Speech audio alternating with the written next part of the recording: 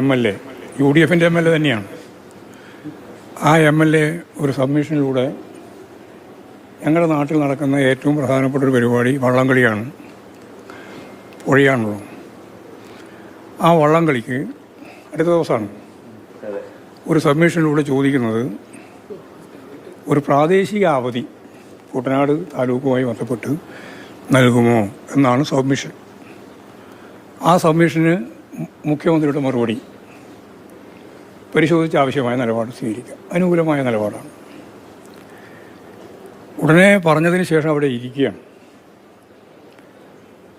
തൊട്ടടുത്ത് കുഞ്ഞാലിക്കുട്ടി ഇരിക്കുന്നുണ്ട്. അവിടെ ഇരുന്ന ഉടനെ പറയാണ്, ഒരു ലീവും അനുവദിക്കാൻ പോകുന്നില്ല. ഇതാണ് സതീശൻ്റെ നിലപാട്. ഒരു ലീവും അനുവദിക്കില്ല. ഒരു സെക്കൻഡ് കഴിഞ്ഞിട്ടില്ല, ആവശ്യമായ പരിഗണന നൽകാം എന്ന് പറഞ്ഞിട്ട് അവിടെ ഇരിക്കുമ്പോൾ സഭാ TV ഈ കാര്യം ഇന്ന് ലോകത്തോട് മുഴുവൻ പറഞ്ഞു കഴിഞ്ഞിരിക്കുകയാണ്. ചില പത്രങ്ങളിൽ അത് വാർത്തയായിട്ട് വരികയും ചെയ്തു. ഇതുതന്നെയാണ് കരിമണൽ സംഭവവുമായി ബന്ധപ്പെട്ട് സ്വകാര്യവൽക്കരിക്കും എന്ന് പരസ്യമായിട്ട് പറയുക, എന്നാൽ സ്വകാര്യവൽക്കരിക്കില്ല എന്നും കൃത്യമായിട്ട് അസംബ്ലി പറയുക. എല്ലാം അങ്ങോട്ടും ഇങ്ങോട്ടും വ്യത്യസ്തമാണ്. വളരെ പ്രധാനപ്പെട്ട മറ്റൊരു കാര്യമാണ്, നമുക്കെല്ലാം അറിയുന്നത് പോലെ കേരളത്തെ സംബന്ധിച്ചിടത്തോളം PM ശ്രീ പദ്ധതി.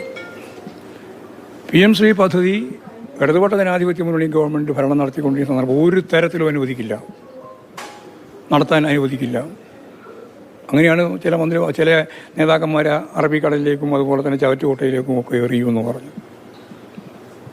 മുഖ്യമന്ത്രിയായി വന്ന ഉടനെ തന്നെ യാതൊരു ജാള്യതയും ഇല്ലാതെ അത് നടപ്പിലാക്കും എന്ന് പ്രഖ്യാപിക്കുക.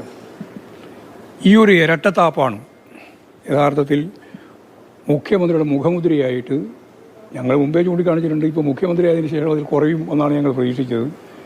കുട്ടനാട് MLAയുടെ മറുപടിയും അതിൻ്റെ തുടർച്ചയുള്ള ഈ ഒരു നിഷേധാത്മകമായ സമീപനവും കാണിക്കുന്നത് അദ്ദേഹം ഇപ്പോഴും മാറാൻ തയ്യാറില്ല. മുഖ്യമന്ത്രി പദത്തിൽ ഇരിക്കുമ്പോഴും ഇതിലൊരു മാറ്റവും വരുത്താൻ അദ്ദേഹം തയ്യാറില്ല എന്നുള്ളതാണ് ഏറ്റവും പ്രധാനപ്പെട്ട ഒരു കാര്യം. പിന്നെ മദ്യനയവുമായിട്ട് ബന്ധപ്പെട്ട് ഇപ്പോൾ ചർച്ച നടക്കുന്നില്ല. UDF ഇനി മദ്യനയം തീരുമാനിച്ചതിന് ശേഷം ബഡ്ജറ്റിൽ പാസ്സാക്കിയ കാര്യം നടപ്പിലാക്കണമോ നടപ്പിലാക്കേണ്ടിയോ എന്ന് തീരുമാനിക്കും എന്നാണ് മുഖ്യമന്ത്രി പറഞ്ഞത്. ഇനിയിപ്പോൾ ബഡ്ജറ്റ് പാസ്സായി നല്ല രീതിയിലുള്ള ഇളവ് നൽകിക്കൊണ്ടാണ് ഖജനാവിന് 600 കോടിയോളം രൂപ നഷ്ടം വരും.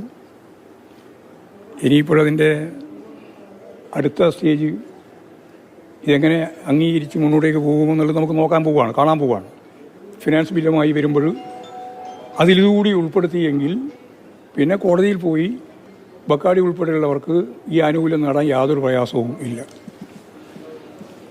ഇങ്ങനെ കോൺഗ്രസോ UDFോ തൻ്റെ ഏറ്റവും അടുത്ത സഹപ്രവർത്തകർ എന്ന് പറഞ്ഞാൽ മുഖ്യമന്ത്രിയെ വാഴിക്കുന്നതിന് ഏറ്റവും കൂടുതൽ ശ്രദ്ധ പതിപ്പിച്ച ഒരു കോൺഗ്രസ് നേതാവ് എല്ലാവർക്കും അറിയാം, ഡൽഹിയിൽ ഉൾപ്പെടെ വന്ന് VM സുധീരനാണ്.